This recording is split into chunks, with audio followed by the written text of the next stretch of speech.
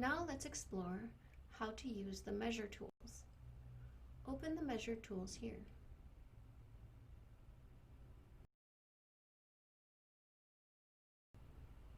We can measure area, distance, and we can find geographic coordinates using location. Let's start with area. With the area tool selected, click points on the map to define the area you wish to measure.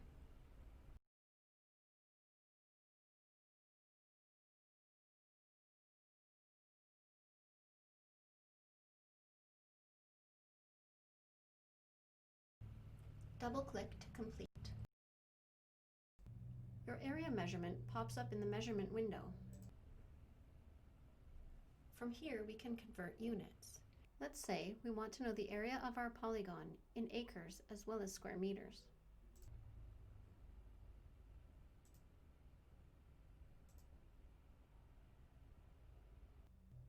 The clear button will delete your polygon and its measurement. Now let's look at measuring a distance. Again, simply click on the map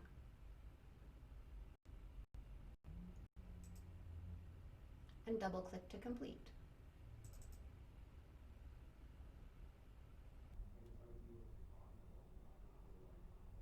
We can also choose different units of measure for distance.